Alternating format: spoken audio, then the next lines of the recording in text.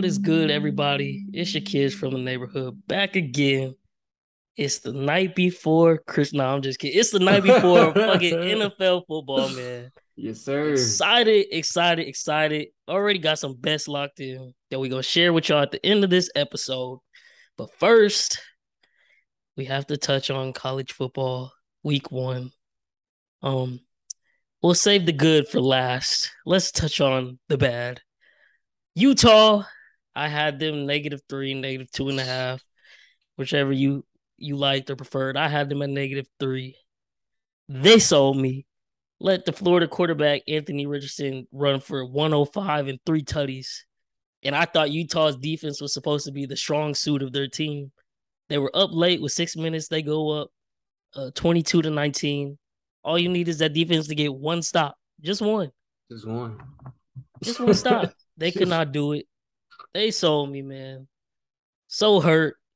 So started off the season on one with that one.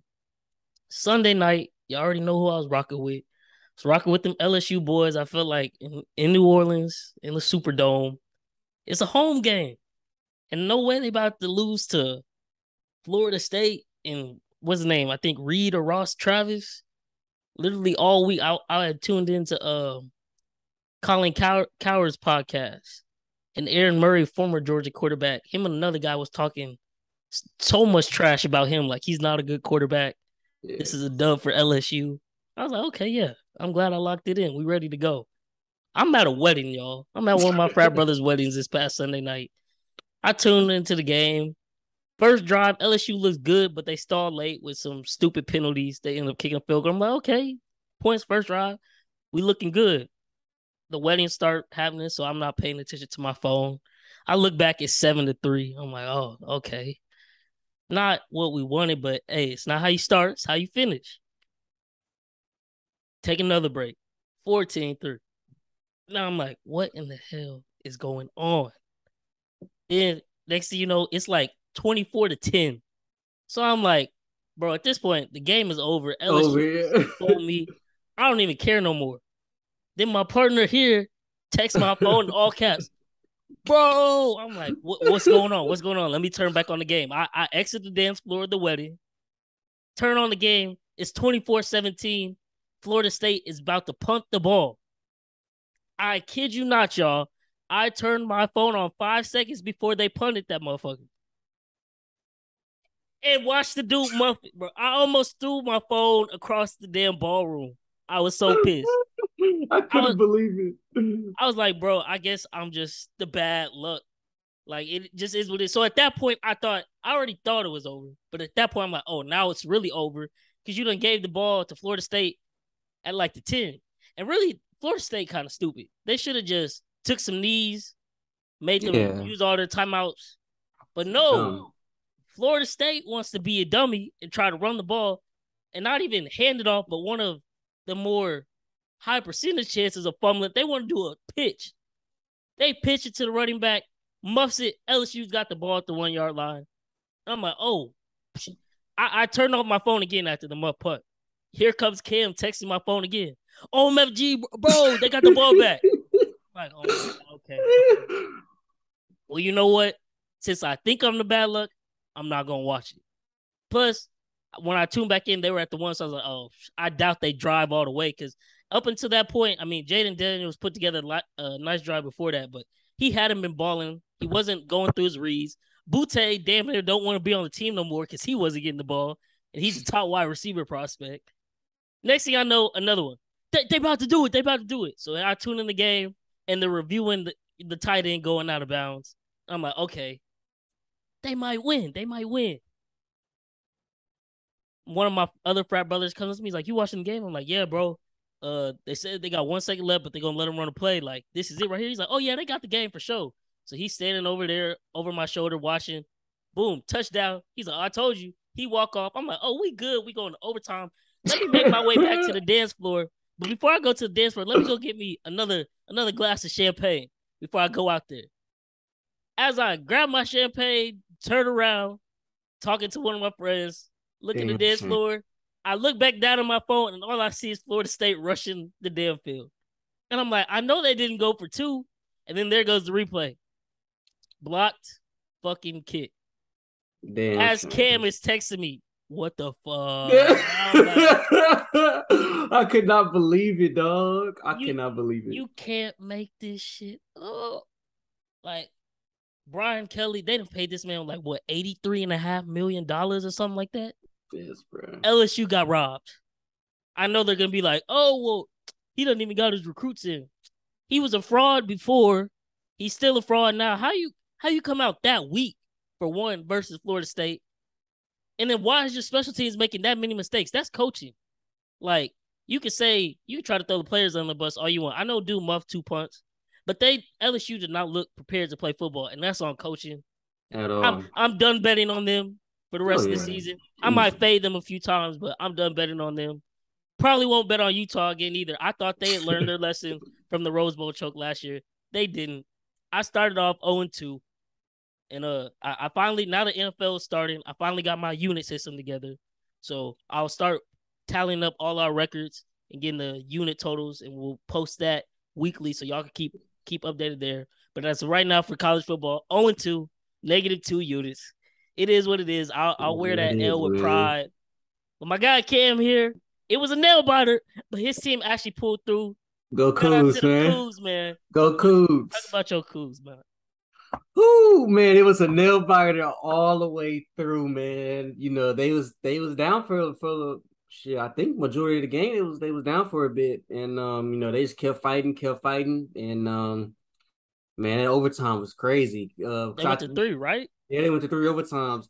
And I believe this year they changed the overtime rules or something like that, huh? Last year they changed it after that Texas A&M LSU game where LSU choked in the most overtimes possible.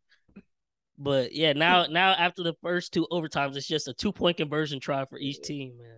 They was going back and forth the whole time, like this shit crazy. But hey, man, they pulled it off, man. I knew it was gonna be a shaky one. That's why I took the money line. But I just glad they pulled through, man. Good thing you did go with the money line, because that would have hurt to see them dub, but then fail to cover. Yeah, I would have been pissed for you, but man, that's all right. My boy Cam started 1-0. Shout out to him. Like I said, we're gonna bring y'all picks at the end of the episode. Got a couple college picks, but man, it's NFL season, so you already know what we're coming with. Yes, hot sir. and heavy. You know what I'm saying? But before we get in to our NFL picks for the week, we actually have a very special surprise. You know what I'm saying? We got 2 guests coming on, and I'm really about to be outnumbered. It's about to be Cams galore. We got my dog Cameron with a K over here. We got my dog Cameron that spelled Cameron, and then we got my other homeboy who's my frat brother Cameron spelled the regular way. So it's about to be Cam times 3. What they don't know is my frat brother Cam, he's an Eagles fan. Our homeboy Cam, he's a Dallas Cowboys fan. So we about to pit them against each other, see what they got to say about each other's teams, and have them make a case for why they're gonna win their division. But this gonna be interesting, man. I can't wait. Our boy Cam, he's got his own podcast. It's the Cam Davis podcast. We will tag him in the tweet. Y'all definitely need to go follow him. Yes, sir. And like I said, man, this finna be entertaining. And guess what, y'all? Let me move my mic a little bit. Back up. Let me turn this way. As y'all can see, you know what I'm saying? I'm rocking my dead battery merch because I'm charged up. I'm ready to go. Charged up, man. And if y'all didn't know, the other Cam, this is his clothing brand, Dead Battery Company. No percentage on Twitter. His links will be tagged in the video and on Twitter as well. My guy blessed the game. This merch is nice. He's got hoodies, he's got shorts, multiple tees. On the back, I won't turn around for this episode because, well, actually I will. I gotta rep my alma mater because they actually did the damn thing this Saturday. Prairie View A&M won 40-23 with our rival Texas Southern. So let me show you the back of my shirt real quick. You know what I'm saying? Okay. Yes, sir. PV, you know, all man. Right. Like I said, man, go get your merch, Dead Battery. Follow our other homeboy, Cameron Davis. His podcast is nice as well. Sports and daily motivational talks, man. And I think we'll have a couple episodes throughout the year where we partner with him, and we might go on Instagram Live, chop it up after some of the games Sunday. But yeah, man, this is gonna be nice. Like I said, I don't know what's gonna happen. Like they're opposite fans, rivals. I'm gonna text my Cam, tell him he can come in. You can text Cam Davis, tell him come in, man. Ready to get it popping, man. Ready to get it popping. I do gotta ask you, man. What do you think of what's your feelings about, your UT boys this week? Y'all got Bama. We gonna touch up on that. We gonna touch up on that. Okay. We're gonna touch up on that at the end. Okay. I'm staying away from it because I don't know, but just know I'm very confident. -20 is a steep task, but I mean, just know I'm very confident. Okay. Do y'all have an answer for Will Anderson though? I don't know, but we gonna see. I was him on my Texans. I tweet that when they was playing. I was like, I need Will Anderson on my Texans right now, man. Oh, I'll take him. I'll take him right now, like how he is right now. Forget a year. Oh, dead. And here they come. First up, we got my boy Cam Davis. Like we said, man, get him up in here. There we go. He's loading in. Y'all give him a second. My other boy Cam, he should be coming in pretty soon too. Oh, look, there you go. He kind of sideways. Oh, man.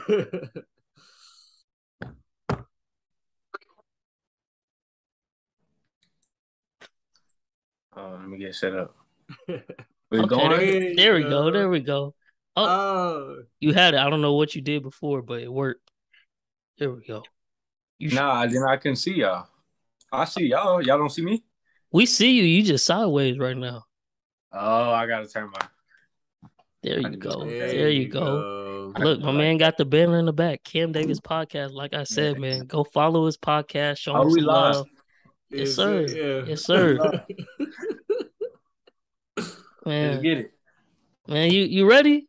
You ready? I know he got a lot to say. Like I said, y'all, he's a Cowboys fan. So he's not very fond of what we've been saying about his boys, man. He finna come for us, man. Oh yeah. Now look, I got a surprise for him. Now I got my other homeboy Cam coming in. Another Cam? Yes, sir. Look, it's Cam times 3. I was just saying I'm outnumbered on this podcast, man. That's crazy. Cam times 3. That's good. Yeah, I can see him. Nah, it's a dark screen right now, but we can hear you though. Okay, there we go. Okay, there we go. Okay. There we go. So Cam Swann, my frat brother, Cam Davis, welcome to the podcast. Both of these guys, real tough.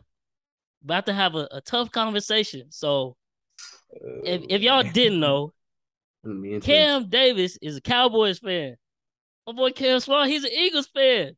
Oh. So start this off. We're gonna start off with you, Cam. Because I know I'm we're gonna start off with Swann, and we're gonna have him tell us why his Eagles about to take the NFC East this year, man. Let us know why you about to take the division.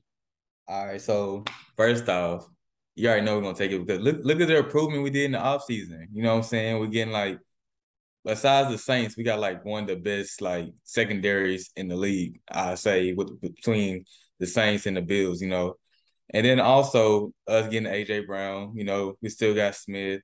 And then on top of that, look at the rookies we drafted. We got Dean and we got Davis, 2 from Georgia. It doesn't get better than that, like you got Fletcher Cox who can help Jordan Davis, get better. And then when the Kobe Dean improving him a linebacker, like you just can't beat that. I'm just sorry. And then like everybody to my Jalen Hurts now a pure quarterback, bro. I'm not hearing that right now. Because on top of that, man, he can still run, and on top of that, he's a playmaker. So, and he's surrounded by weapons. So on top of that, if he can't throw like the 50-yard bomb, whatever we could do, a short screen pass, go downfield. Jimmy Garoppolo did it in San Francisco. So why can't he do it? So I feel like he doesn't need to be like that quarterback that needs to like make everybody around him better. They already good. They already solidified. He could just give them the ball when they need it, and they can make their own plays. Okay. Jimmy, like I said, Jimmy did it with Debo. He, he got his stuff. I feel like he can do it too. So that's why I see it. And then, like I said, we literally got everybody in the defense. And then we got one of the best O-lines. So we got like Miles Sanders in the back. He come back healthy. He can run the ball. Jalen Hurts himself, he can run the ball. Like, we're good. We stack it. Then we still got like other rookie running backs. So I feel like we set. Okay, yeah. And just to touch on the secondary, man. I don't know what the hell the Saints were thinking. I don't know what they was thinking. But trading Gardner Johnson to y'all, oh my God. That might mess up. Me and Cam Sanders, we both got the Saints winning the NFC South. And it was predicated a lot on that defense was going to be great. Yeah. I think they still got potential, obviously, but that one hurts. I don't know why they did that. That's a big pickup for y'all. Already got Slay on the other side. You know what I'm saying? It might be scary Philly. I mean, we still gotta see it happen, but I'm a believer. Yeah. Me and Ken Sanders both got Philly winning the NFC East this year. But now we're gonna let Cam Davis tell us why that's not gonna happen. Go ahead. Please, floor is yours. Please. How about them Cowboys? You know what I'm saying? But look, I'm a Cowboys fan, but I'm gonna be completely honest on this podcast. I needed podcast. Appreciate y'all having me on. Love the name. I need it. You know what I'm saying? Yes, sir. But I'm a real Cowboys fan. The Eagles did get better. They had a great offseason. Don't get me wrong. They did get better. Had a great offseason. Cowboys didn't have a very good offseason, right? They didn't have a good offseason. They lost some pieces offensively and defensively. With Amari Cooper offensively, that's our number one weapon. He was. Now we got CeeDee Lamb. Hopefully he can step up. But we lost some guys defensively. Randy Gregory, that's a big loss that we lost. Who else we lost? Another defensive end on the other side, we lost him. And then we didn't fill in like our other cornerback slot where we have Anthony Brown still. We still got him. Same secondary. And we got Micah Parsons, so I'm cool on that. But the Dallas Cowboys will still win the division, bro. I mean, it's just. I'm sorry. It's just ours. You know, it's ours to lose. And our goal isn't to just win the division. We want to go past that.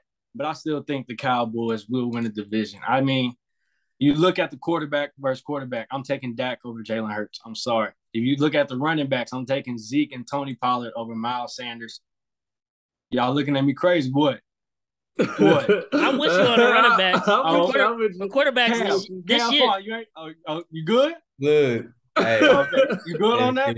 If Zeke can have the same 2016 to 2018 season he had, hey, I just saw a video of him in the club. So whoever got him as fancy, cool if they do it. It's a problem if we do it.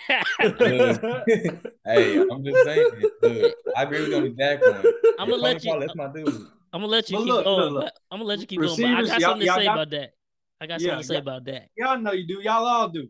You know what I'm saying? But the receivers, y'all got AJ Brown, Devontae Smith, some guys. You know what I'm saying? Y'all got us there at receivers. But I still trust CeeDee. I'll take CeeDee Lamb over AJ Brown or Devontae Smith.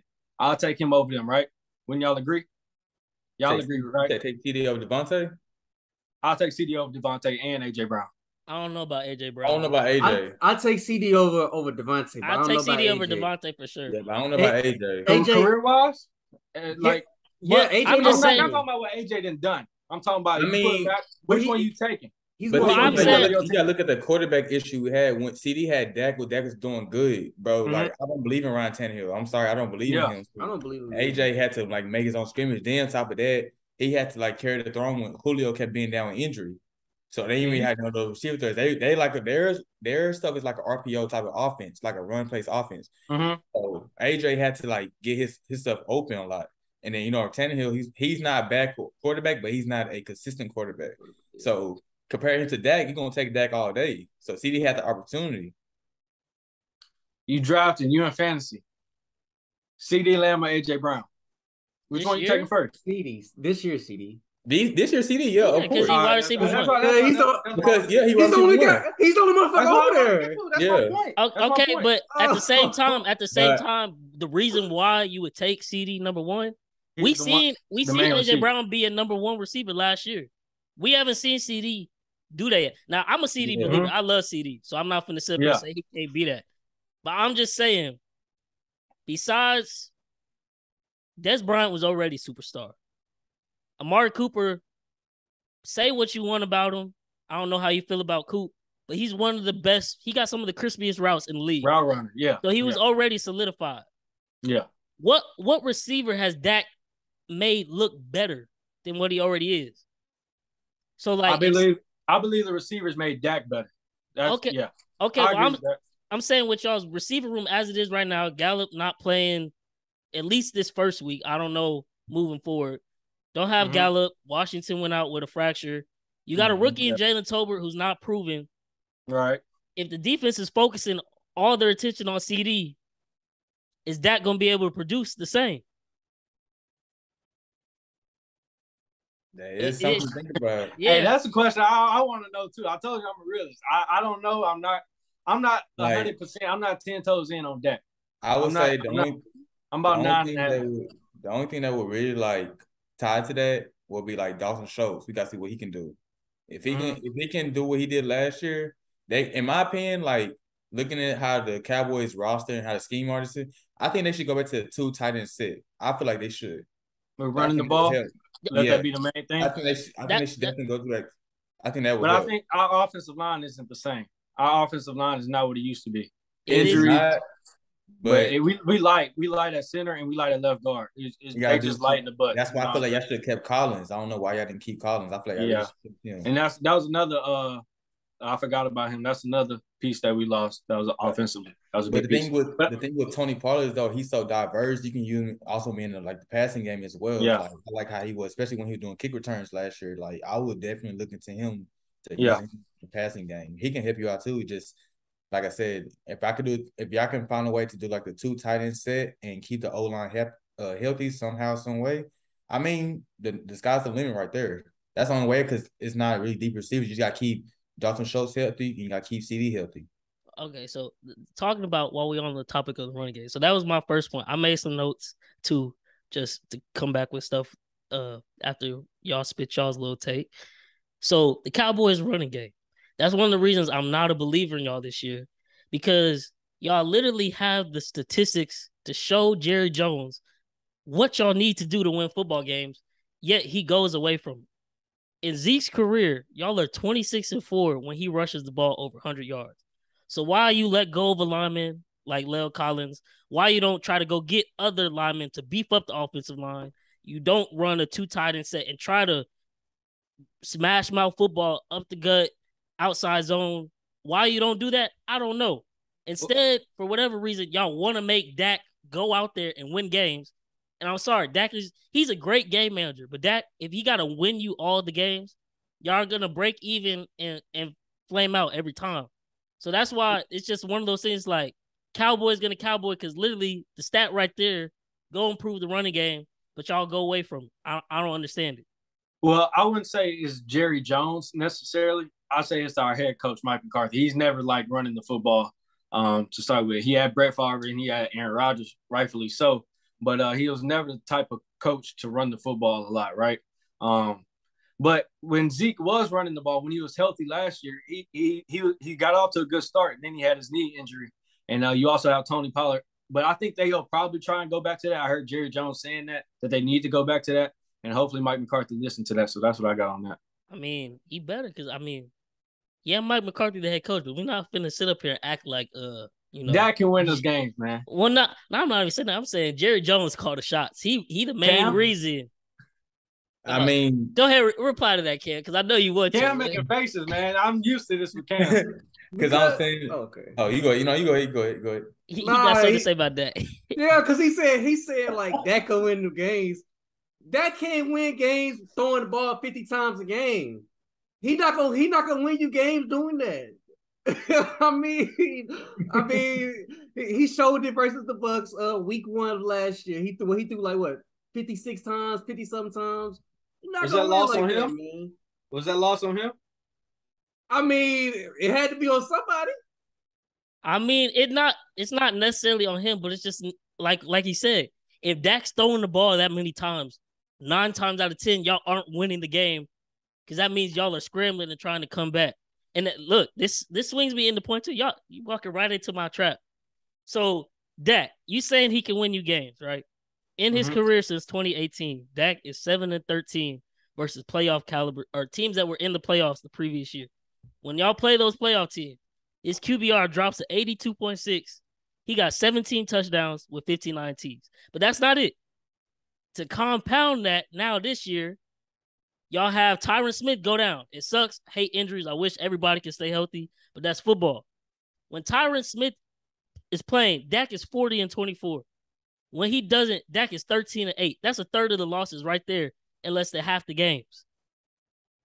So what's gonna change this year that's been different from any other year with Dak? Because like you said, the receiving core didn't get better. The line did not get better.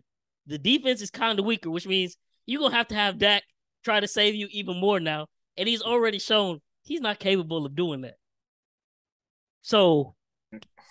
See, Bryce, I like Bryce. Bryce come with the stats and everything. So he make it hard on you. Bryce be coming with the stats and everything. So he make it harder. But I'll say this. The year before last year, right, our defense was not good. Right? Our defense was not good. And the years before that with Dak Prescott, the defense has never been good. I do not put those losses on Dak Prescott. Against the good teams, with the stat that you said, I completely agree. That's just the Cowboys. Recently they don't show up against the good teams. The whole team don't show up. Look at the playoff game against San Francisco. Nobody came to play, but Michael Parsons. He's a rookie. So will that affect him like down the line? Will he be the same way?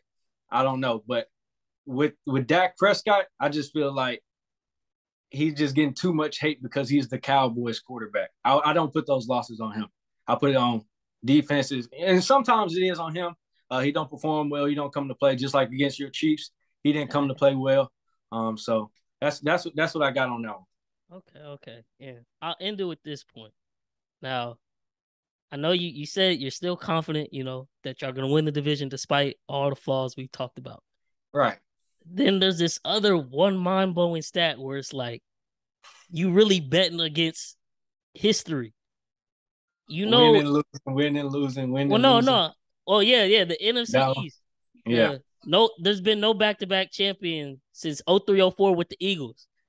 That's what I was going to get to. I was going to say that. Yeah, so I mean, y'all don't like change. I mean, y'all don't like change in the world. Like y'all look, as long as Mike McCarthy is a head coach, I'm not a big fan of him. Nor am I a big fan of Kellen Moore. Me personally, I would have put Dan Quinn as the head coach. He did more last year than Mike McCarthy did, in my opinion. He did way more. I think they're waiting. On something. Jerry Jones, like I said, he on thin ice right now. So anything. Jerry says a lot. He does say a lot, but he say a little, but he say a lot at the same time. I think the last couple. I don't know. I would say the last 2 years, he actually been meaning because him letting Jason Garrett go kind of was like the stepping stones. Like, you know what, I'm tired of this, and I've been saying for years, like, hey, Jason Garrett got to go. I've been saying it's about time. Yeah, I've been saying because I think the last time the Cowboys had went like far, I think it was 2014 when Dak caught the ball. In my opinion, he caught the ball. But Dez definitely caught that. He definitely caught the ball. I think that's the last time. Appreciate y'all for being honest. Chris, when you watch this, I mean, I tell him all the time he don't like talking about it, but Chris Dez caught it. But it sucks that had to happen for them to add the rule change as is. But yeah, because I think it was another playoff game that somebody had joked the ball again. I think it was us. Yes, it was us against the Patriots, 2017 Super Bowl. We had to deep pass. That was a touchdown. Yeah, and it was the same exact play. And they kept saying, like, no touchdown. Wasn't it Zach Ertz, I think? Yeah. Yeah. I was like, you went back to, like, the same thing. I looked back in the replay back in, like, 2013, 2014. I'm like, that's the same exact play, literally just a different angle. Yeah, man. I said, man, that's sick. Now, I will say, before we end this topic right here, I will say there is one route that y'all could possibly still make the playoffs. I don't know about winning the division. But lucky for y'all, boys. Yeah, lucky for y'all this year, y'all only have 6 playoff teams from last year on the schedule. So even if Dak were to lose all 6 of those games, it's still 11 games for y'all to make some shape. So there's still a route there. I don't know, because it seems like it's just so much talent. It might be deep. And for we did a schedule breakdown for every team last episode. I don't know if y'all peeped, but for me personally, I had a lot of teams 10 wins was like the benchmark to get into the playoffs. And really you need 11, so to speak, because now it's only first seed gets that bye, and you already got 4 division winners locked in. So I don't know how the Cowboys do it, but I know you locked in with it. You sticking with your boys. I respect it. Me personally, I don't know. I don't think so. I think the Eagles win the division. I don't know about when they get to the playoffs, how much damage they do, because the NFC is still kind of deep. But we're gonna see. Time will tell. But tomorrow the NFL starts. I know all of us excited. Everybody been waiting for NFL. Yeah, what? So to segue into that, we can start off with you first this time, Cam Davis. Give us your top 3 picks for this first week in the NFL football. So the top 3 picks, that means y'all the betting podcast. That means who I'm going with, right? Who's a lock to win? Who you locking it in? Who you need, man? I need a sports podcast. We need your picks. Y'all need the picks. Let me see. I'm pulling up the schedule right now. That first game, that's a good one, but I'm not, that's about 50-50 on that one. My first lock, I need it. Give me the Ravens over the Jets. News just came out. Joe Flacco go be the starting quarterback for the Jets. This game with Zach Wilson out. That's going to be my first lock. Hopefully ain't nothing going on with Lamar Jackson, his contract dispute. I hope not, because I done bet already. I got him in my fantasy, man. I got him on one of my fantasy teams. Second lock, give me the – I'm going to go out on a limb on this one. Give me the Vikings over the Packers. Ooh. I'm not betting on that one, but I think that happens like too. It? I just won't put money on it, but I think that's going to happen. Yeah. I ain't putting no money on it. I'm just doing, what I'm saying, for the show. We appreciate Give the Vikings over the Packers. That's another one I'm going to go with. Y'all ready for this last one? I already know. I already imagine what this third right there. I'm looking at mine right Dak now. Prescott told Tom Brady, we'll see y'all again. I'm sure he was talking about in the playoffs, but we didn't see him again then. But we'll see him again week 1 this year. Hey, I'm a realist. I'm a real Cowboys fan. Give me the Cowboys over the Buccaneers. Here's why. Tom Brady sat out some of training camp, man. You think you could just come back like that? He's without Gronk. Is Chris Godwin playing? I don't think so, right? No, they actually just said he's playing yesterday. That kind of hurts. That's why. Yeah. I don't know how much he plays. I don't know how much he plays. He won't be like 100% though. Yeah. Like, he won't be like out here like going for 100 yards and stuff like that. But then there was reports. I don't know how true it is, but Todd Bowles also said this week that Julio Jones looks like the old Julio Jones. Nah, that's scary. That's scary, especially with Tom Brady. But last year Antonio Brown lit us up. That's what I'm saying. Last year Antonio Brown lit us up. But if I didn't have to go with that one, I'll go Saints over the Falcons. That'll be my other one. But give me the Cowboys over the Bucks. Dak said we'll see y'all again. I trust Dak. Okay. Ball is in your court, Swann. What's your top 3 picks for this week, man? All right, so my top 3, of course, I got the Eagles over the Lions. That's like okay. Time out. I think the Eagles win too, but that's been I know you've been listening, so I know you hear me and my homeboy Kale talk about this here. The Lions gonna be tough. I know it's gonna be tough. I know at Detroit. Sold out game 2, they said. Yeah, it's gonna be competitive. It's not gonna be a blowout. It's not gonna be a blowout. I feel like we'll beat them at least. In my opinion, I think we'll beat them by, I want to say, like 3 or 4. Okay, they got the line at 4. It's +4. Because that's why I believe. Because like I said, like the Lions, like when everybody's healthy, like last year, like when St. Brown was healthy, he was putting up good numbers. But and everybody's back, like Hawkinson back, Swift's back. So I mean, it's gonna be a good game. But I feel like we can edge it out. Okay. My second one, the Patriots they haven't beat the Dolphins. I think they're 2-7 against the Dolphins. I got the Dolphins winning that one. But it all depends on Tua though. It all depends on him because seeing him in the preseason, everybody was hyping up the underthrown balls. I wasn't surprised with that. It was everything was underthrown to Tyreek. Literally had to adjust himself so many times, and then he don't even know how to use Gesicki. Like, come on now, he don't know how to utilize him right. So, but I still got the Dolphins, and then my last one. I agree. I got Ravens over Jets as well. I got them. I feel like Lamar, this is his big year. The reason why I say that is because he didn't get the big contract he want. So I know he's going to show him like, hey, man, if y'all don't pay me, somebody's going to pay me. And then also him on social media liking like Miami Dolphins jerseys and everything like that. he gonna show him that he's not the one to play with. And then I think this is his revenge tour because him losing Marquise Brown, and then J.K. Dobbins coming back, and then you getting Andrews, him coming back. I feel like he's gonna be in for like a real good season. Now I'm saying they're gonna go far, but he's gonna show why he's worth the top. I won't say top 10 quarterback getting paid. Oh yeah, so we're big on Lamar this year. We think he's gonna wake up the league again because a lot of these analysts just forgot. It's been like Josh Allen and Joe Burrow mania, and they're good quarterbacks in their own right. Justin Herbert. Justin Herbert. Yeah. And even more so him. Like, I get it, the talent aspect and the ceiling, but he hasn't even made it to the playoffs. Exactly. But what none of those quarterbacks have is an MVP, where he literally had 1,000 yards rushing and still had the most touchdown pass in the league. For those critics out there, they're going to try to sit up here and say, oh, Lamar's running back. I think they said he put like 20, 25 pounds of muscle on the offseason too. He's jacked up. You can see it too. You can see it. You know how they be saying your neck gets strong? His neck is strong now. Like he looked ready to go. I'm hyped up. I'm happy to see him back. I hope the Ravens stay healthy. And I have them finishing like 14-3. I think Cam 13-4. Cam got them going to the well, actually, before we say that, so Cam has Lamar winning MVP.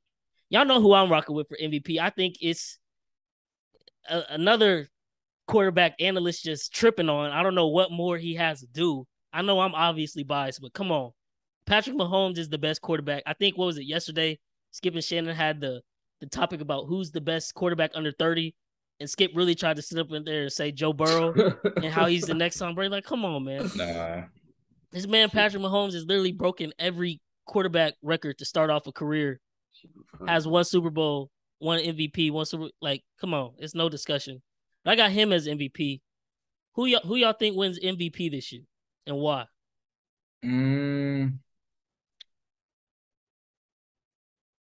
I want to say, I hate to say it, but I'm probably going to say Allen.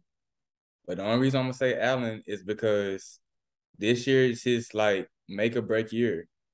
Because last 2 years, he lost to the Chiefs.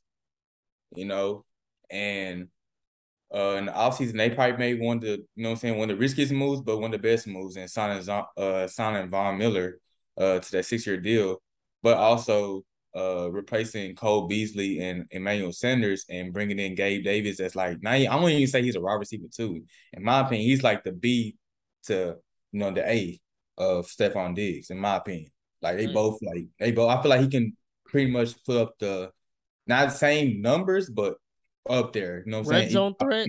Look out, man. You seen what he did in the playoffs last year. He torched my Chiefs. 4 touchdowns like it wasn't nothing. That's like 200 plus yards in that game. So he showed you that he's a red zone threat, and he showed you he's a great route runner. So I feel like adding him and then getting everybody back, and you're gonna get Tre'Davious White back soon. I feel like it's the ceiling's high for him. It just he has to, go past that hump. And I feel like, I feel like I have trust in him. I feel like he'll do it. It just all depends on his play. I know it's gonna be a little different because they made like I said, they made additional moves. So it sounds good on paper. We just gotta see how it plays. Like I said, so tomorrow we determine like, hey, how everything goes. But I definitely I probably got him. You know what I'm saying? Winning. I got my faith in him. Not saying no disrespect to Mahomes or anybody else. No. Look, I'll sit up and say it like Josh Allen is a phenomenal talent. But I'll also say there's nothing wrong with being a number 2 quarterback. Like if I had to take quarterbacks today, right now, I'm putting Mahomes number 1, Josh Allen number 2. Brady the GOAT, yes. But as of right now today, give me Patrick Mahomes and Josh Allen. Same. And the only fault I find with people who are so quick to like, oh, Josh Allen's the best quarterback in the league. Okay, so when Patrick Mahomes first came on the scene, right? Mm-hmm. Obviously, people were trying to say, oh, he's better than Brady. But what was people's one comeback? When the playoffs came, what happened? Brady beat him. He's better. Mm-hmm. Allen has now had 2 opportunities. They ain't saying that about him. Yes, you can say what you want about, oh, his defense choked. The Bills had the number 1 rated defense last year, and Patrick Mahomes tore them up. And one of the other narratives I'm tired of seeing on social media is they'll say, oh, Josh Allen outplayed him. Patrick Mahomes had more passing yards. They both accounted for 4 TDs, and guess what? Patrick Mahomes had more rushing yards on 1 less carry. And Josh Allen's arguably the best dual threat quarterback in the league. So until the stats back it up, until he go out there on the field, I can't put him over my guy Mahomes. And I believe he's bound for a great year, but at the same time, I gotta see it. I gotta see him get over that hump because both years now he's been an MVP favorite. The Bills have been not like this year; they're like the complete Super Bowl favorite, but they've been favored by some people these past couple years. And then they just have some games where it's like Josh Allen don't look like Josh Allen. Like last year, they lose a doozy to the Jaguars out of nowhere. And it's like that was damn near the same team. Yes, they added like people like Von Miller, but they were still third place in the AFC last year, and they were projected to finish first last year, and yet they still had to travel to KC to play Mahomes. So I don't hate Josh Allen. Don't get that wrong for anybody listening. Like, oh, he a hater. Like Josh Allen's great, but you're not finna put him number one if he ain't proven it yet. That's fair. I feel like their matchups, it's kind of like how it's not saying like a reach, but I'm saying like whenever they face each other, it kind of reminds me of when Brady and Manny's go each other, like just the matchups, not even nothing about Super Bowls or anything like that. It's just the matchups. Like they always going back and forth. And like I said, last year's playoff game was like literally one of the best games I done saw. Like from Tyreek forcing overtime to Harrison Butker making the kick to Travis Kelce winning. It was just that game was just insane. Gabe Davis 200 yards. That game was just I had me on the edge of the seat the whole time. Oh yeah, I remember. Look, you remember how everybody was blowing up my phone in the group chat? Yeah.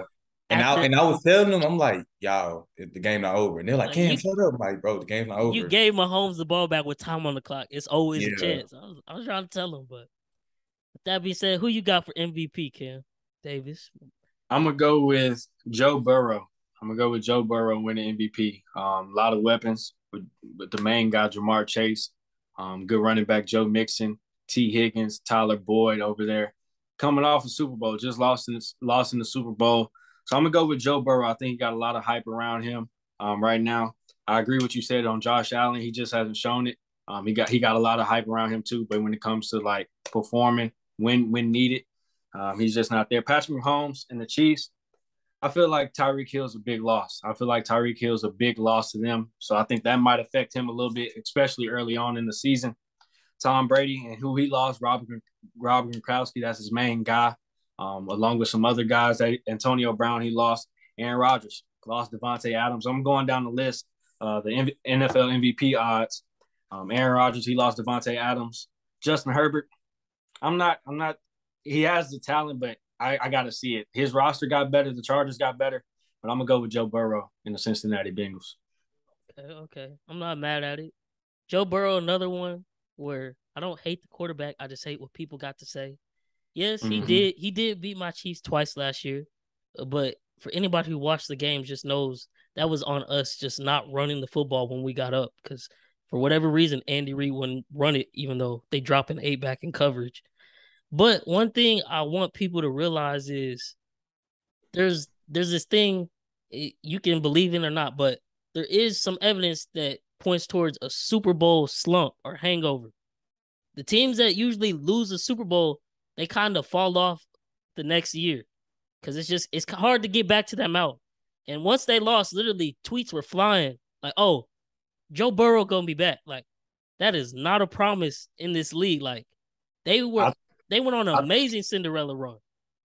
Like, I think the way he's built, the swagger that he has, I just feel like he gonna be back, and that's just how he is. I saw that when he was at LSU. I just feel like that's how he is. When he was at Ohio State, he was the backup quarterback. Went through some adversity there, and then now at LSU went through some adversity and win the national championship. I just feel it. I just feel like Joe Burrow and the Bengals. I feel like that's a very, very, very good team that they got over there. I like what they're doing. It is. But at the same time, last season, the where you rank in your division to end the year, that's the schedule you get for the next year. So all your opponents are the same seed. Last year, they got the last place. They had the 4th place schedule. And the Ravens were still first place, even with the Lamar injuries and injuries to the whole other roster. So this year, I think Lamar's about to take it back. And I personally, I personally have the Bengals losing to the Ravens in the playoffs. I think Lamar, kind of shut some folks up like, okay, like y'all forgot about me, thought I fell off. Let me remind y'all real quick that I'm still that guy. I own this division and not hold up on the Joe Burrow talk. I respect him. He do got some swagger. I remember Chris Jones should have had him for a sack. on the third down, and that might have won the game if he gets that. Joe Burrow escaped somehow, ran for a first down. He's got clutch plays. He's got clutch in his genes. I can't knock him, but I don't know if they make it back that far because last year they were the Cinderella team, kind of looking up where it's like, oh, we got the Bengals. I mean, yeah, they talented, some young talent, but we're not worried about them. Now this year the target's on their back, so it's gonna be interesting, True that. to see how they respond. But I'm excited to see it for sure. Yeah. Anything you want to touch on, Ken Sanders, about their MVP picks? I know you got your boy Lamar, so go ahead and tell him why you got your boy Lamar. I just ain't want to go with what y'all had. I ain't just, I know what I'm saying. I had a little juice in it. Man, like I was saying, man, LJ, I feel like it's kind of like his prove it year, even though he already proved that he can, be MVP before. But yeah, I just feel like, this is his prove it year. Like he wants his money, he wants that bag, he wants to be the highest paid quarterback in history, and I feel like he's just gonna prove it this year, and yeah, that's why I got him. Yeah, and if the Ravens let Lamar Jackson go or let him walk, don't give him his money, they'll be the dumbest organization in the league. You're not finding another Lamar anywhere soon. And with that offense and Greg Roman, they won't be good for years if that happens. I don't know why they haven't paid him. The longer they wait, the worse it's gonna get because quarterbacks just gonna keep resetting the market. So the deadline's Friday. The deadline's Friday. So if you don't get by Friday, I don't know. But it's like also, bro, that's crazy. It's like also, Bryce, though, when I was messaging you, it was like I get it, like why they won't pay him all that money, because maybe they want other money to go to different other positions and stuff like that. And like they've honestly, Ravens the organization, like they cheap. They the type, yeah, they very cheap when it comes to like quarterbacks. And it's like, I'm not. Did they pay Joe Flacco? Yeah, that's what I was about to add on. They probably have PTSD because they wouldn't pay Joe Flacco either. Joe Flacco goes into his prove it year, they win the Super Bowl. And they threw him the bag and he was never the same. So they're probably like, oh, we're not going to do that again. I'll say this. Lamar Jackson's style may have a factor. Well, it probably is the biggest factor. The way he plays quarterback, a lot of runs. So maybe they're afraid of injuries and things like that. He did have some injuries in the past, this past season and whatever. But I think that's really the big reason, because of his style of play. I think that's the main thing that's holding him back. And they're just cautious with it. I mean, honestly, if he's gonna play this season, hey, if I'm the Ravens, go ahead, play. You doing us a favor, play. We're not paying you this season, so you know what I'm saying. So like, if I'm the Ravens, all right, go ahead and play, and then I'll pay you at the end of the season. You gonna get your money from us. We're not gonna let you just walk. You know what I'm saying. But if you want to play this season, go ahead. Yeah, I think what's the biggest thing with that too is that you seeing all these quarterbacks getting paid, like getting the big bags. Yeah. So what I think they're doing is taking their time to see which quarterback will get the highest pays, to see if they'll match that or go higher over the hill. That's me having hope, because I know the Cowboys did that with Dak. They was waiting till like everybody else get that bag, then go ahead and gave Dak the bag. So that's something they possibly could do. Like I seen that happen before. That happened with Aaron Rodgers. That happened with Russell Wilson. Happened with a lot of quarterbacks. Like Russell Wilson just got his bag. And they wait to, like, you know what I'm saying? That's a given. Like, they probably just wait to see, like, okay, who's going to be the next highest quarterback? Is it going to be Joe Burrow? Is it going to be Justin Herbert? Or who's going to be the next, like, highest paying quarterback? See if we're going to match that. See if we can match that. Or are we going to, go over the hill? And then on top of that, they also want to see, too, because at some point, Mark Andrews is going to want his money. And then go from there. Like, whoever else is going to want that money. So, it's just a given thing, and especially I think Calais Campbell is still on his contract too, so they trying to like just trying to find money and different resources, especially letting Marquise Brown go. They really got some flexible assets now, but they also trying to see who's going to be the next highest quarterback, in my opinion. And honestly, Marquise Brown going out or them trading him, that was kind of the first time where like, oh, do they believe or even like do they like Lamar? Because that he had his drops last year, but that is his boy at the end of the day, and to like not even run that by him, like he just found out on Twitter, and he what the fuck, like y'all just traded my guy. That's the thing on that. Actually, Lamar been knew that he's gonna get traded. Oh. He know he been knew, like he was just surprised it happened during draft night. Yeah. So apparently he already knew that Marquise Brown asked for a trade. Yeah, he asked for a trade twice. He asked for one the year for last two, when he won't get enough catches and stuff. When Mark Andrews passed him up on a reception and everything. So he already knew that he wanted Alex, you know what I'm saying, expand his game more. Because like Marquise Brown was a dog in college. So you know Oh yeah, him and CD. yeah, so was running he's Big trying 12. he trying to, you know, to get more touches, get more like reps and everything. So he been requested a trade. And then after how last year was, he pressed another one. They finally granted it. So it kind of got Lamar a bad taste because think about it, it's like a two-edged sword. You didn't get your contract and your boy's gone. So of course he's gonna have like a huge sour taste in the mouth to where he was locking, like I said earlier, like in Miami Dolphins jersey and stuff like that. And then on top of that, he's 40 miles from there. He's gonna pop out on the beach. So hey, So if and Tua don't get it done this year, Can y'all imagine that? they was trying to they instantly Super Bowl that's what I'm saying. favorites. So look, Yeah, easy. Boy, in they was Miami, trying to, they was trying to get Tom Brady in 2020. Them and the Raiders. Shit, So they bought it. Mike McDaniel might just say, you know what, we're not even about to line no wide receivers up outside. Tyreek right here, Mostert in the back, Waddle right here, Lamar. We that would shit. literally, if they get Lamar, that would legit be the fastest team in the league. Oh yeah, that would legit be the fastest team in the league. So And that would be crazy. Too. That would be extremely crazy if they can get him somehow, some way, and then they're gonna like. I think they would do like if Tua don't do it this year. Like I said, I love Tua to death. I love him in college in Alabama, but I don't think he's gonna do it. I don't think so. But let's get this. Lamar Jackson can throw the football. Oh yeah, yeah, Lamar he can throw the ball.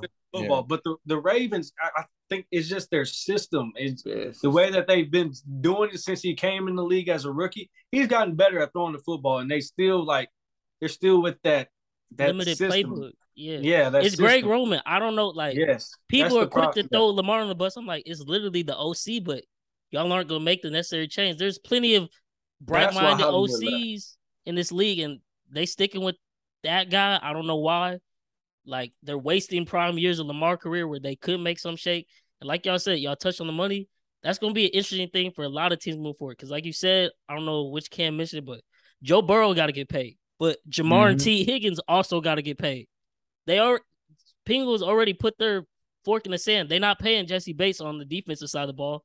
They drafted some safeties. They're like, you can walk after this year, but we're not about to give you a max contract because we know we got to give about 2 to 3 in the near future. So, hey man, money is a problem for everybody except the LA Rams where the cap don't exist apparently because everybody down there got a max deal and they just keep bringing in the top of the top. So stupid.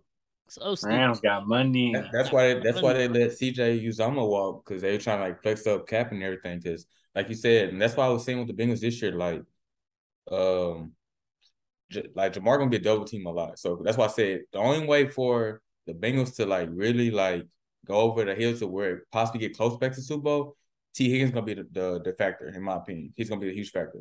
Coming off of last year, he was really good, and he went from like wide receiver 3, wide receiver 2, then Tyler Boyd went wide receiver 3. He's gonna be the biggest factor because, like you said, it's hard for a team to repeat at Super Bowl, like whoever wins. And looking at them, it's gonna be hard, especially if there was like Cinderella story. So now that everybody know who Jamar Chase is and what he does, they're gonna try to double team him, triple team him, throwing like different DBs, linebackers at him. So now they leave T. Higgins open. And a lot of people, they know who T. Higgins is, but they also don't know who he is at the same time because he had them injuries from his shoulder and stuff like that. He missed games. Now he's fully healthy. I feel like he's gonna be really be the X factor in this. And I feel like he's gonna, if they're to like go back far to even possibly go at Super Bowl and he get that bag, he's gonna be the factor, not Jamar Chase this year, in my opinion. Yeah, and they got the film on him this year. Everything they were doing last year was, it was all nice and fine. But now it's like, okay, we've had a year to look at y'all. Defense is gonna start playing them different. They're gonna have to adapt. Yeah. So it's gonna be different. But I'm excited to see. It's only one receiver I know who went from his rookie year to his sophomore year and still put up the same numbers. That's Justin Jefferson. Jay Jettas, man. I feel like he's the best receiver in the league, but hey, that's for another story.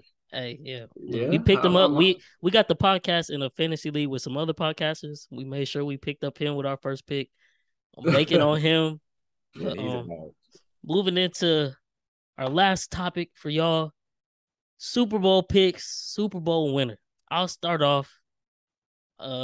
Last episode, like I said, we went through the schedules, went through breakdown. Look, Cam Davis already looking at me weird because he probably know what I'm about to say. But the way I had the matchups going, I still had the Chiefs winning the AFC West, still finishing first in the whole AFC. And then I may be sipping some Kool-Aid, maybe smoking some dope, who knows? But I think the Minnesota Vikings mess around and get first place this year in the NFC. They got Kevin O'Connell now, a loaded offense, like we were just saying, Justin Jefferson. They said Thielen is back to 2018 self. Hopefully he stays healthy. You know they got Dalvin Cook, KJ Osborne. I think they're loaded. I think Kirk Cousins can game manage just enough. But when they got to the playoffs, I had them matching up with the Bucks in the second round. No way in hell I'm taking Kirk Cousins over Tom Brady in the playoff I was game. finna say, Bryce. Yeah. So I was finna say, Bryce. So I had the Bucks advancing to the NFC title, and I also had the Rams making it back there. And at that point, the Bucks are gonna play the Rams again this year. And I've been saying for the past couple weeks, the way the Rams are set up, they just have Tom Brady's number. But once they beat him again this year in the regular season, that would mean they beat Tom Brady 4 times in a row since he joined Tampa Bay. And if they got to face him in the NFC Championship after beating him last year in the playoffs and beating him 4 times in a row, I can't bet against Brady in that situation. So, F it. Give me the rematch of Super Bowl, Bucks versus Chiefs. My boy Mahomes needs his lick back. That's the only way he gonna get any type of respect. It seemed like, and I think this year he wakes everybody up. I got him winning MVP. I heard what you said about us losing Tyreek, but the thing with Tyreek was last year we targeted him a career high 159 times. It was sometimes where it's like, Mahomes, why are you even trying to force it to him? But when it's the number one guy, in the back of your head, it got to go there. We get rid of him, open up some cap space, get some picks. We have the best wide receiver room Patrick Mahomes has ever had. There's no big names, but it's the most complete receiver room. Everybody can do everything. And if you got Andy Reid, who's arguably the best coach in the league right now, and Patrick Mahomes, who's the best quarterback, I'm a bet on my boys every time. Like, I got to see them stop us first. And you don't know what's coming. You don't. know it's preseason, but the 3 drives they had in the preseason all were 12 plays. Mahomes threw it to 7 different receivers, 7 again, 5 different receivers. You don't know who's getting what. So I'm riding with my boys. I think they take the Super Bowl. Pass it off to my dog Cam Sanders. Let them know what your Super Bowl matchup was. So I had, I'm rocking with the Raiders this year. I'm not saying they can win the Super Bowl. I'm not saying they win the Super Bowl, but I got them first seed in the AFC. So I got them having that first bye or whatever. And then from that, I just, they haven't been there before. So, I just feel like, after that bye, second round exit, they'll be out of there. But anyways, let's get to the conference championship game for the AFC. I feel like, the Chiefs, Pat, he's been there 4 years in a row. So, well, it's 4 years, right? Either 3 or 4 years. This will be the 5th in a row if we make it back. Yeah. So he's been there 4 years in a row. I believe he'll get there 5 again this year. But like I said, man, LJ, he won his money. The Ravens are very, very good this year. That defense is very, very, very, very, very good this year. I think they get it done. I think they beat the Chiefs in the conference championship game. I think they go to the Super Bowl. Now on the NFC side, man, I really like the 49ers this year. I got the 49ers in the Packers actually in the NFC Championship game. And A-Rod, man, that's my GOAT. I love that guy, man. Bryce he's a bad man. But nah, man, that's my guy. I love him, but he just can't for some odd reason he just can't he can't beat his hometown team. So I got the 49ers coming out of the NFC. I got the 49ers versus the Ravens, and I picked the Ravens to win the Super Bowl, man. I think they get it done this year. So shit, we'll see. That's solid. Okay. We'll open up the floor. Who want to go first, man? Go ahead, Swann. Okay. All right, so for the AFC, it's kind of like it was risky. I ain't gonna lie to you. I'm gonna go straight to who I got. I really got the Bills and the Chiefs. I feel like it's gonna be a rematch. This time I feel like, no disrespect to Mahomes, I feel like Allen's finally gonna come to his senses and finally like get over that hump, as you said. So I got them advancing. As far as the NFC, this is another toss-up because man, it's so many great teams.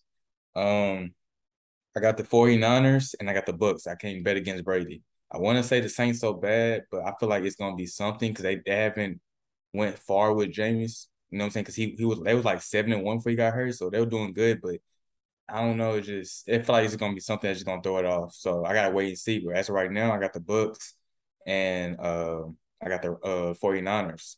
And like I said, like I can't bet against Brady, but them transitioning to Trey Lance, I feel like he's really gonna ball out this year. Like that man, he's a complete mobile quarterback. Like, and I feel like he gonna have like not as close to the Mahomes spec going into from his rookie or second year to finally start, but he's gonna put up some good numbers. And then he, like I said, their offense is full of playmakers, so where he don't have to do much.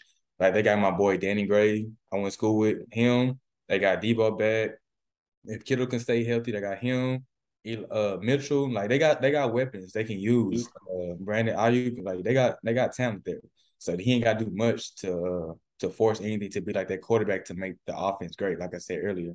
So I got the Rams. I mean, not the Rams. Excuse me. I got the 49ers advancing.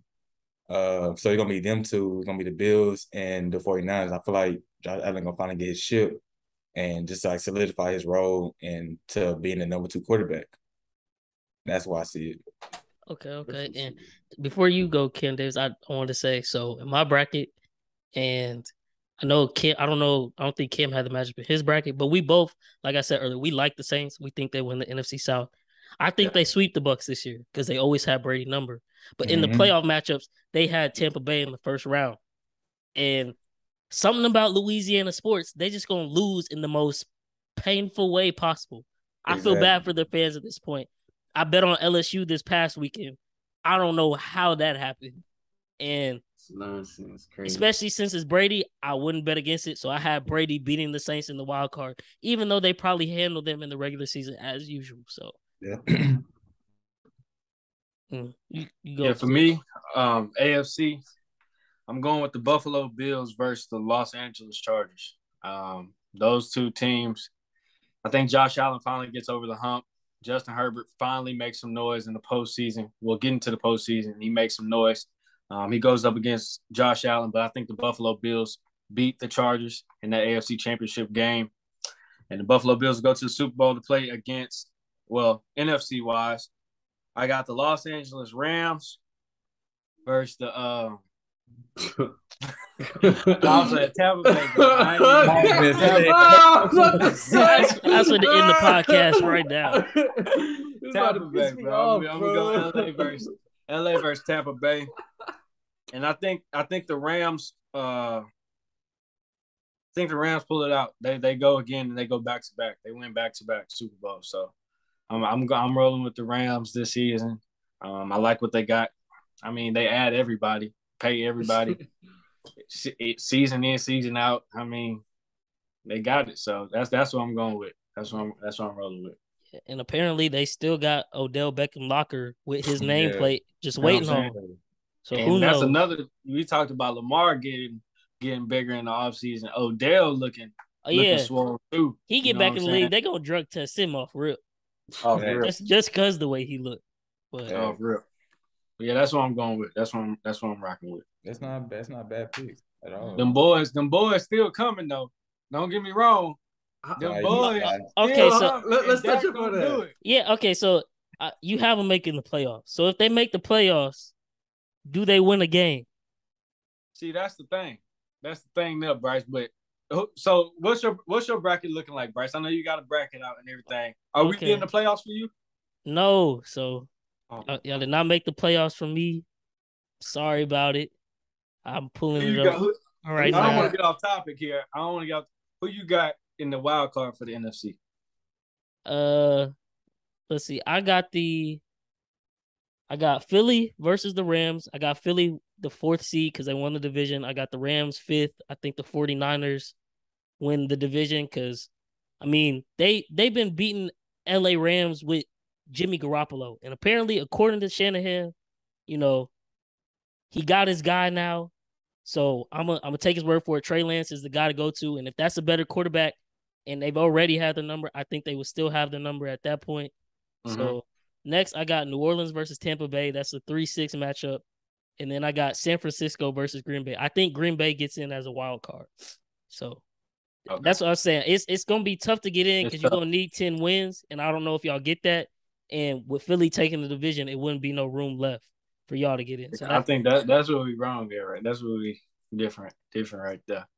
Cam, you don't have to make that face, Cam Swann. You too, Sanders. I got y'all making it, man. I got y'all making it. Yeah, he actually did change. So we both changed on a lot of picks from that first episode. I remember I was on record saying the Cowboys gonna get last place. Was on one. Yeah, y'all was on one. Boy. We were just trying to get some clicks, to start off with. That's smart. Okay. But y'all smart. That's smart. Smart. After watching the first 2 snaps of Daniel Jones preseason and then looking at Washington preseason, I was like, yeah, I know they're gonna be at the bottom of the division. It's gonna be a battle for last place between them. I appreciate that. Yeah, like I said, I just don't know if y'all can make it in if y'all don't win the division with the way the NFC looks this year. But y'all still could. Who knows? I feel you. I'm a realist, man. I'm a realist. We didn't get better this offseason. So I'm waiting to see, and I'm anticipating the season. I'm ready for the season. So I ain't gonna say too much on my boys this year. Yeah, I ain't gonna see me on Twitter talking mess. I'm staying away from Cam and his comments. He go try and DM me talking about what's up, what's going on. I ain't finna none of that. Expectations. No expectations. None at all. When you don't expect nothing, you good. You don't expect nothing from nobody. Look, he's saying this. Let the Cowboys win Sunday night. He gonna be right back. Oh yeah, this our year. It happens every season. I ain't even gonna lie to you. It happens every season. I'm like, well, here we go. They beat these sorry teams. We start off the season 6-1 or something like that, and I'm like, all right, here we go. We rolling. Y'all can go on a playoffs come around. They don't show up. So no expectations. No expectations. When you don't expect nothing from somebody, you don't get let down. So I might say that on my next podcast episode. I might talk about that. You don't expect nothing from nobody, you don't get let down. Hey. That's how I feel about my Eagles. I'm like, look, as long as we make the playoffs, that's all that matters to me. See, we got different. See, that's different. See, I'm not cool with making the playoffs. I done seen that too many times. Cowboys got to get to that championship game. I witnessed them win the Super Bowl back in 2017, so that made me like. So you good? You satisfied? Okay. I'm not gonna lie. When you see your team win a Super Bowl, you kind of solidify you. Like if we hadn't won that and then we lose the way we did to Tampa Bay that year, I would have been pissed. But you can ask Chris Medlow when we had on the podcast a couple episodes ago. That was my roommate, my homie. Growing up, we sitting in the room getting blown out. I'm just like, man, it is what it is. Brady. I figured this would happen. I can't even be mad about it. I still love my team, but I wasn't upset because that one Super Bowl, man. Like you don't understand. The same way you feel it right now, that's how I felt my whole life watching the Chiefs. We hadn't won a single playoff game my whole life until we beat the Texans in like 2016, that 34-0 wild card game. Mm-hmm. Even then we lose the next one. So it really didn't matter. I didn't expect much after that. I'm gonna say this. That's what keeps me a Cowboys fan. Oh, because listen, when we get that one Super Bowl, when we get that one, I'm gonna have to delete every social media page I have. I won't be able to watch when TV. When we get that one, y'all would hear from me every single day. Those 365 days from the end of the Super Bowl until the next Super Bowl, the start of that game, y'all will hear from me when we get that one. It's coming in the next 5 years. Give me 5 years. It's coming. Cam, fix your face, Cam. Man, I haven't seen a Super Bowl from y'all since like in the 90s, like 95. I told y'all don't like change? Come on, man. It's bound to happen. As much as things change, a lot of things stay the same. That's another quote right there. Look, Vegas right there. And it's been almost 30 years. It's coming. It's coming. Keep the faith, man. I hear you. We beat Tom Brady. That's how it matters to me. We beat the GOAT. What? That's how it matters to me. And with the underdogs the entire playoffs. Yeah, that was a nice Cinderella. That's a Cinderella story. Y'all know who ain't in on this conversation? Who ain't saying too much? That Texas fan. What's up, man? Yeah, man. Come on now. What's up? Hey, man, we in the It ain't been the mode, same man. since that what was that 2019 divisional game. We gotta talk about it. We gotta talk about it. We gotta talk about it. We want to talk about it. I would would say or something like that. Huh? Chiefs put up how many unanswered? We gotta talk about it though. Bro, y'all was beating them like 24-0. Oh yeah, you should have seen the messages my phone had from this man right here. Oh, he was talking all of that. We gotta talk about it. I had to turn my phone off, but then when I came back, I didn't hear from Cam for like the next day and a half. He did not want to talk to me whatsoever. But I remember that day. I remember that day. What a beautiful day of football that was. Oh yeah, that was a beautiful run. That was the most embarrassing loss as a fan that I ever had to deal with. That was pretty bad. Yeah. Like I was saying, I done seen some Chiefs playoff chokes that make you just want to be like, I don't even want to root for y'all no more. Literally, I'm late because I'm walking. I had to run to the store because that year I went to go see a game in KC with my fam, and my aunt had bought me a beer because I could finally drink. So since we won, I just kept drinking beers for the rest of the season. So I forgot my beer, so I ran to the store real quick. I'm walking into my room. As soon as I walk in, I see Kenny Stills go for 60 on like the second or third play, and I'm like, oh, this is what this gonna be. Then Tyreek muffed the punt. I'm like, oh my God, it's just one of them games again. We down 24-0. I looked at my roommate Chris. I was like, you know what? I have my Mahomes jersey. I was like, I'm gonna take this off. I'm gonna turn my phone off because everybody blowing my phone up. I'm gonna just watch this game, but watch this come back. I believe. It's too early, and we were just killing ourselves. And then what do you know? 1 touchdown, 2 touchdowns, 3 touchdowns, 4 touchdowns. I'm like, bang, bang. Yeah, the Mahomes legend, it just grew that day. That's where he cemented himself right there, man. And Bill O.B. Gotta love Bill O.B. All I know is that the Texans week 13 is gonna be mad interesting. Ooh, yeah, they playing? That's when they played Deshaun in Cleveland. Yes, sir. I think they gonna whoop Cleveland that game. Absolutely, I got the Texans winning that one. Oh, absolutely, yeah. I think Texans really gonna win that one. I think Deshaun gonna have some rust to knock off. You saw him in the preseason. He's mad rusty. Oh, he looked terrible. I mean, he just got back. They're gonna give him some weeks to practice. On top of that, come on now. They drafted still really practice? Nice. They did, but come on. No, he can't. But I'm sure he'll practice. He can practice on the side. I think a month or two before he's able to come back, he can practice. I think a month. Okay. He's able to come back and practice and wrap it up about a month. Practice and game speed, though. Come on, man. We talking about practice? Practice. Practice? Not the game. All right, we gotta see. Him not practicing with the actual receivers, especially them adding so many pieces, like them losing Baker, and then you adding Amari Cooper, and you still got Donovan People-Jones. You adding different pieces. It's gonna he gotta get the chemistry up with them. And then like I said, the Texans, bro, I'm not a Texans fan, but I will give credit when credit's due. They drafted really nice. They did. They got a nice squad. I'm not gonna lie to you, Cam Davis. I do have the Texans beating y'all this year. I thought they would give y'all L. That should be guaranteed though. That should be guaranteed though. That should be guaranteed.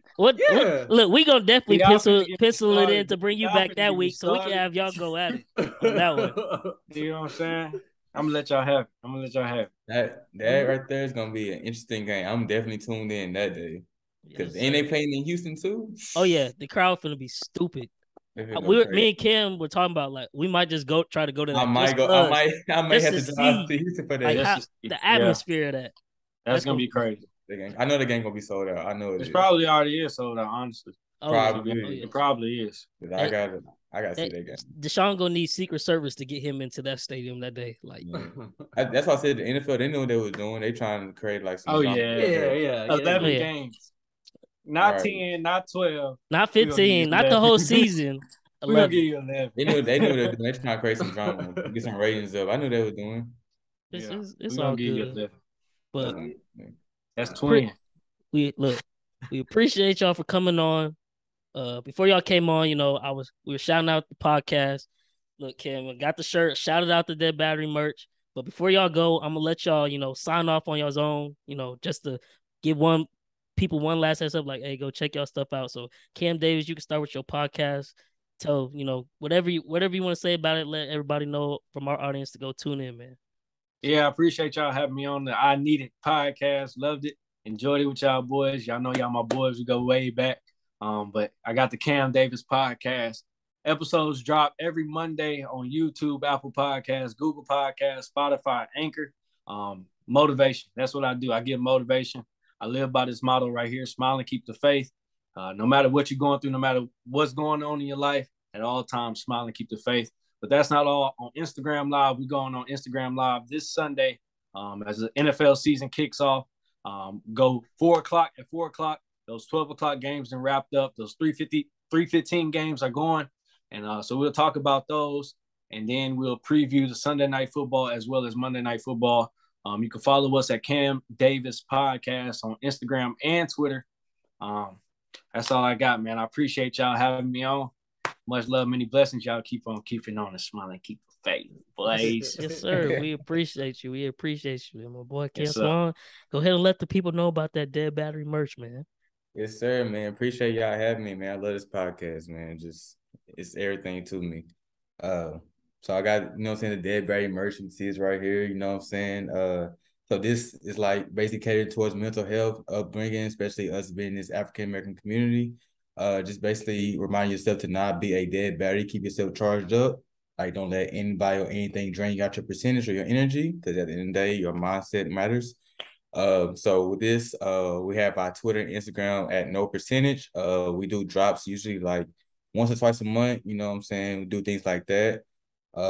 Usually I do scholarships. I'm working on a scholarship right now to get back to the students, and also do like another giveaway to get back to the community. So just follow my Twitter and my Instagram at No Percentage.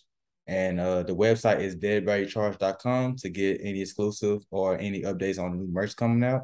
And stay charged up. Yes, sir. Yes, sir. Like and that. we'll tag both their links in the tweet in the YouTube description so y'all can easily find that there. But like I said again, man, we appreciate y'all coming on, spitting y'all's takes.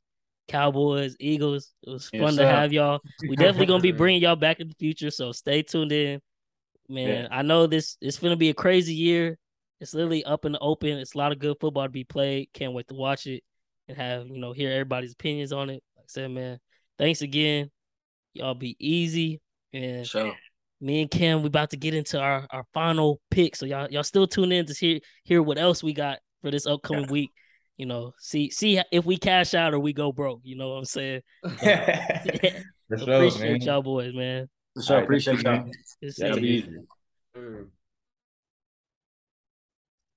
So those are our homeboys, Cam Swann, Dead Battery founder. That's my line brother. Both members of Phi Beta Sigma fraternity. Most importantly, the Delta Theta chapter, the livest chapter, the dangerous chapter. You know what I'm saying? All right, yes, sir. My boy Cam Davis. Me and Cam Davis actually go way back. We played for the same football organization back in the day when we was in elementary school. Then we also played for the same AU organization, and we battled it out in high school on the court. Definitely go check out his podcast. Get my boy Cam's merch. But with that being said, man, it's time to wrap up this episode with these final picks for this upcoming week. We're gonna start off with college, and then we're gonna get to the good stuff. That's the NFL. And so for college, to kick it off, do you have any picks this week for college, or what you got? Oh yeah. Well, I'll go first, so we can save yours for last, because I know you want to talk about that UT and Alabama game. Yeah, man. Yeah, man. Yes, sir. But so this week I'm gonna go with 2 picks again. I'm mad because last week I really should have just went with my gut, because I knew Oregon was not gonna be any competition for Georgia. I should have just hammered the -17 spread. They whooped Oregon's tail so bad that they went from 11 to unranked this week in the rankings. Like, that's how bad Georgia whooped them 49-3. But I was hesitant on the Ohio State one. I'm glad I didn't bet that one, or I would have went 0-3. Notre Dame defense looked good. I don't know if you want to say Ohio State's offense looked bad, but all I know is bouncing off a game like that, they got Arkansas State this next week. They're gonna come out fired up at home again. They gotta get right. definitely can't have a repeat of last week. So that first quarter, I'm expecting them to get out the gates early and start whooping that tail. So I got them. Their spread is -12 for the first quarter, locking that in 1.2 units to win 1 unit. You know what I'm saying? It's -120. The spread, I think the whole game spread is like 43 points. They probably do win by that, but I'm not going to take that. I'm just betting on them coming out strong after their poor performance last week. And I think they should have Njigba Smith back. He got hurt early in the Notre Dame game, so that was a big key factor missing. And then the Notre Dame, their defense looked mighty tough. So for them, I know they want to bounce back because they were a top 5 team, and they just had to play Ohio State. So they definitely about to bounce back. They got a bad taste in their mouth. I'm rocking with them -6.5 first quarter. I think they come out strong, score a touchdown, and I think they might blank Marshall. That's who they got this week at home. They got to get right too after taking the L last week. So those are my 2 college football picks locked in. The Notre Dame one, it's just a half unit bet, but didn't want to go too heavy for college football this week because you know what time it is. It's the NFL, and I'll let y'all know about them after this. But I'm passing to my guy Cam. Go ahead and talk about your bet, man, and talk about your team because I want to hear this. I want to know what you about to say. All right, I'm gonna say the best for last. I'm gonna say the best to last. Okay. But I got like 3 or 4 picks. I think 4 for college football this week. My first pick, man, this one just looked too good not to pick. I feel like it's gonna be one of those big games this week. I think it's one of the later games, but it's BYU versus Baylor. And I was looking, man, Baylor, they the underdogs, and I think I'm gonna take that +3 for Baylor. So lock that one in. And let's see what else we have. And got guys I bet on last week. UH. They go to Lubbock this week. They taking on Tech. And they underdogs again. I say it's +3 for them. Take that, lock that in. So that's 2. Then got a third one, I believe. Okay. Third one is UT and Bama. Now for this one, I'm rolling with my guys, man. I'm sorry. I'm rolling with my guys. That defense looked too good last week. I know. I know it's just ULM. Oh no! I thought you was gonna say +20 spread. Okay. Lock that shit in. MLUT. Lock that shit in, man. Get that money, man. Get that money. Take to the house. Ain't no in hell we losing in Austin. Ain't no in hell we losing in Austin. Take that shit to the bank, man. Take that shit to the bank. You about to make me die because I can't even believe you said that. We gonna clip this right here so we can come back to this next week. I hear you. Okay, so what? I think they're like what? Dang, I can't even get myself together with that. Aren't they like +300 something? I believe so. Yeah, it's because they like -20 at Bama got them. Yeah, so, whew, that's a bold one. But hey, you probably like that shit. Probably you and probably a handful of other Texas fans that made that pick this week. But okay, I just know watch that happen. It's gonna be someone on the BR betting page that like they'll put together some crazy parlay for 2 cents that hit for 30K, and it's riding on Texas beating Alabama on some crazy stuff. But I dig the confidence. I don't know how much sense it makes, but like I said, I dig the confidence. I respect it. I will not be locking that shit in. but yeah, man. Okay. I hear you. That's and hey, if you're not comfortable, I get it. If you're not comfortable, take the money line. At least take the spread. The spread is +20. That shit disrespectful, bro. Yeah. We at home, man. Come on, man. We ain't getting blown out, man. Take that shit, man. And I was almost ready to sprinkle on that because when y'all played LSU back in 2019, when they damn near had the best college football team ever, y'all played them tough and they just won at the end. So I was like, if Texas is able to replicate that, +20, an easy cover. ML though, I don't know. I think Will Anderson might cause a little bit too many problems for viewers for that to happen. But hey, man, let it ride. Y'all heard it here first. My boy Ken said, lock in UTML versus Alabama Crimson. The Alabama Crimson. Yes, sir, Bama. Lock it in, man. Lock it in. Get that money. Like I said, man, get that money. Yes, sir. Okay. And with that being said, man, we're going to rock into this NFL season because it's what we've been waiting for. It's finally time. We are at this point in time, we less than 24 hours away from the first NFL football game. We got the Bills and Rams. My first pick, I'm staying away from the game. I honestly don't know. It's kind of weird to me that the Rams are a 2.5 underdog at home defending Super Bowl champs. I know like Josh Allen's got a lot of hype and all that, but literally they usually always give the home team at least a 3-point spread to start out with. So that means if the Bills are favored by 3 as an away team, if this game was in Buffalo, they would damn near be a touchdown favorite over the Rams, the defending Super Bowl champs, with Aaron Donald, who just got Bobby Wagner, and still have Jalen Ramsey, and still have Cooper Kupp and Matt Stafford, and added Allen. I don't know. But like I said, I'm staying away from betting on who wins. But I do have a same game parlay, the first parlay of the year. Put your hands together, just pray that it hits. You know what I'm saying? It's a nice one. It's plus 700. So I figure it's going to be somewhat of a shootout. I think Matthew Stafford and Josh Allen both throw over 1.5 touchdown passes. I think Cooper Kupp has over 7.5 receptions, especially since the Bills don't have Trey White. And I got our boy, man, the dark horse pick on the fantasy team, Gabe Davis, anytime touchdown. All of that in the parlay, plus 700, 1 unit to win 7 units, man. Let's go. I'm locked in. I'm ready to watch this game, man. Let's go. What's your first NFL pick? I'm passing to you. We go back and forth. That's gonna be interesting, man. But my first one, man, I got a little, a little easy one, man. I'm gonna go with them. I'm gonna go with the Titans. You can take Titans spread, put a little sprinkle on that. I think they'll get it done versus Giants. Okay. They're -5.5 favorites, -245 ml.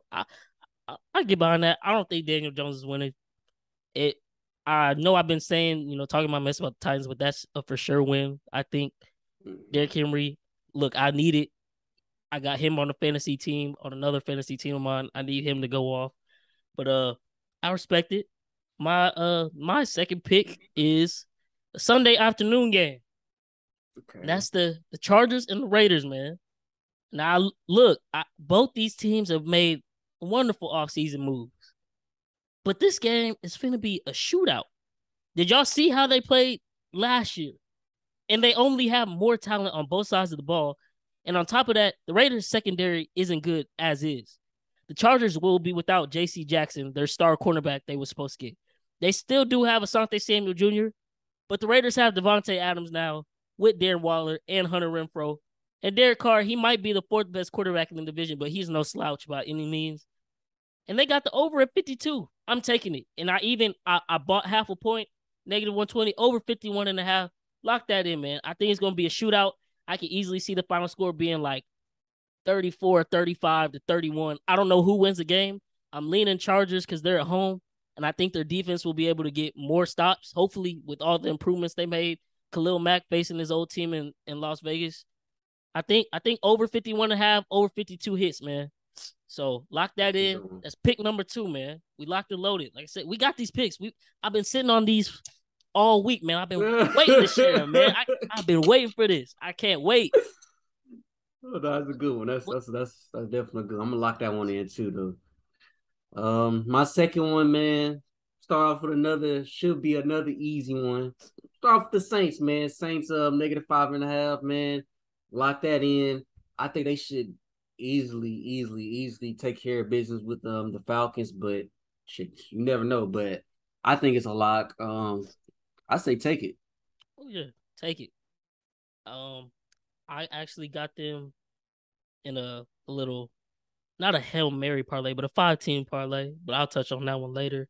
My next pick is a 2-team parlay, and hopefully, man, y'all were listening because I tried to tell y'all to lock it in when the spread was low.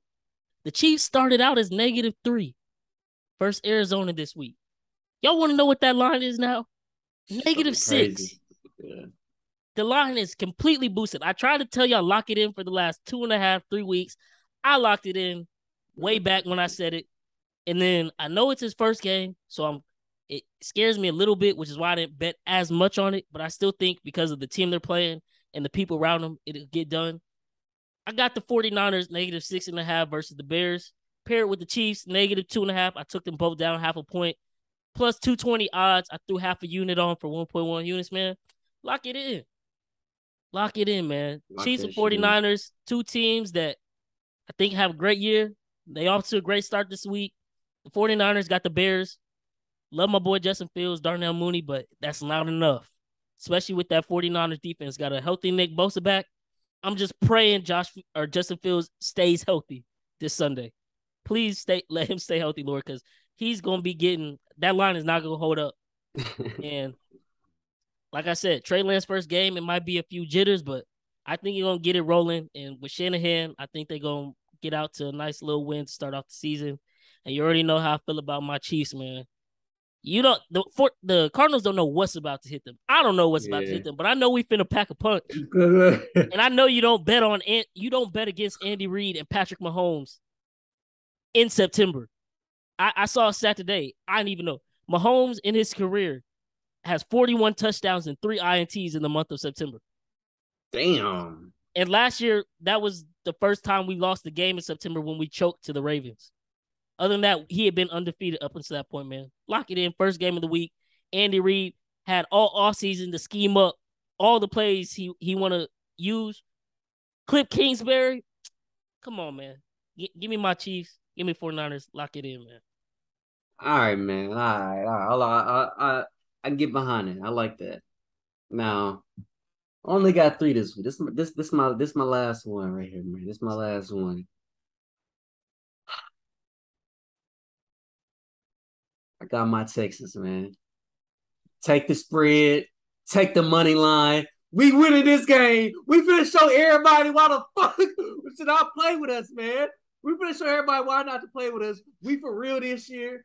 Take to the bank, man. Money line Texas. Takes to the bank. Damian Pierce. Whatever his prop is for rushing, take it. He easily destroying that or whatever it is gonna be. He's gonna destroy that. I'm predicting probably like over 100 yards rushing this game. Take it. I'm telling y'all, it's gonna be a good game. We gonna get them. I think the Texans are like plus 305. So that's 2 plus 300 odd picks that Cam done made. You either crazy or you a genius. But I can't wait to see this weekend. I can't wait to see.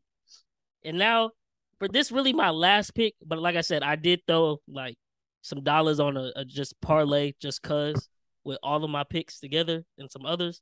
But like I said last episode, if y'all are paying attention, man, the Seahawks have the ability to go 0-17 this year. Yeah, they're tanking for sure. And they got Let's Ride this week. Monday night, Russell Wilson versus old team. I don't know how the Broncos, I don't think the Broncos year fares out too well, but I think this game fares out really good for them. Lock them in. And the Ravens, man, versus the Jets. I don't care if it's Joe Flacco, Zach Wilson. It don't matter who back there. Ravens and 4. I'm taking them. Like we said, Lamar, it's his year. He about to wake everybody back up. Yeah. So I got the Ravens, ML, and the Broncos, ML. It's -122. I put 3.75 units on it. We finna let it ride. We're going to cash out Monday night. We're going to bring the podcast back, and we're going to bring back the winnings, man. Take it to the bank. Lock it in. Those are my 3 official picks for this weekend. If you want to just throw some extra money on a parlay, because, it's week 1. Why not? Fuck it. I got the Ravens, Saints, 49ers, Chiefs, ML, plus the Chargers and Raiders over 51.5. That's plus 586. That's great odds. Yeah, I threw half a unit on it for 2.93 units. Let it ride, man. Locked in. Finna have every game on the TV. Hopefully my Sunday ticket kick in when it's supposed to. because when 12 o'clock hit, I need my Sunday ticket working. Better not be no problems, or DirecTV gonna have to see me, because I need to watch some football. It's been too long, especially after the way last year ended, man. Let the sour taste in my mouth. This NFL season, man, finally here. Podcast is finna take off. We about to be bringing y'all content every week. All the latest headlines, updated picks, all the best week in and week out, man. It's your kids from the neighborhood. We locked in. I hope y'all locked in too, because we're trying to give out some free money. Last week, Cam gave out some free money. I did not. But because of that, I'm going to make up for it, which is why I gave y'all all these good picks this week. Definitely going to make up for it, for Trust me. Trust me. Let it ride. Let's ride, man. Let's ride. I Need It Sports Podcast, man. I need it. And we out, boy.